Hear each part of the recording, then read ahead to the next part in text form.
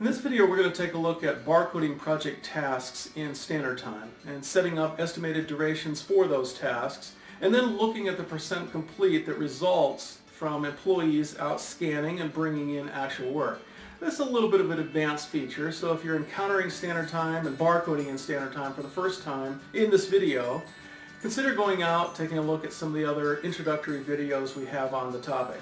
So let's start by taking a look at the screen here. We're going to focus on that blue percentage gauge you see on the right hand side, and that gauge can pop up when employees scan certain project tasks, and it can be a motivator to complete the task and move on. The gauge can also come up red if it exceeds the percent complete that you've set up, and can be another motivator. So let's go ahead and take a look at how the software works and how to configure it.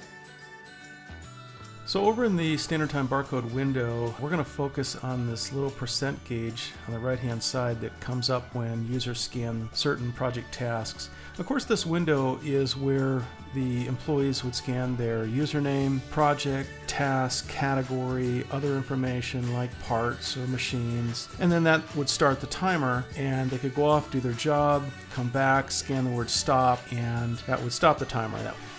But we're going to focus on this little gauge and how to make it appear and how to configure it. So I'm going to go ahead and click close. And the first thing you see in the timesheet is a project with some tasks and some actual work that was scanned with the scanner. When I click on the Project Tasks tab, you see the same project with those tasks under it, and each one can be assigned a estimated duration, which in this case totals up to 80 hours for the job. So this is an 80-hour job, and an actual work column holds the scanned hours, which results in a percent complete, in this case of 68%. Now, each one of these tasks contains its own estimated duration and percent complete. And in fact, this column contains the numbers that you would see in that barcode window when you scan the tasks. So in this case, 83% for the setup task, milling is 71%,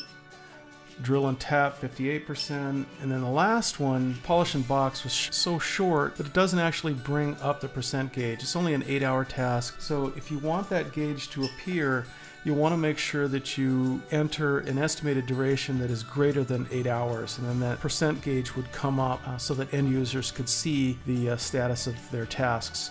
When I go into one of these tasks, you may be interested in the percent warning here, and the reason that the one gauge came up red was because the 83% exceeds the 75% here. So as they're scanning, it would alert them to the fact that the task is nearing the end. And so as I go through each one of these, you can see that that field can have different values.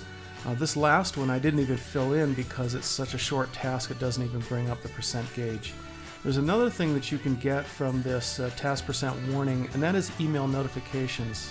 When the percent complete exceeds the task warning, you can get an email notification. Here's an example of what one might look like. You can see the project that was logged, the task, the end user who logged it, the number of hours that are now on the task. So you now have a notification that this task is nearing completion. You can go in, add some more hours if you want to, or just realize that the task is almost complete. So this little gauge is going to come up when they scan tasks, and you're going to be collecting a lot of information. You'll collect time for each employee, time for each project, each task, category, part, machine, all sorts of other information, plus a percent complete. And that also acts as a nice little motivator for end users to complete their tasks and move on.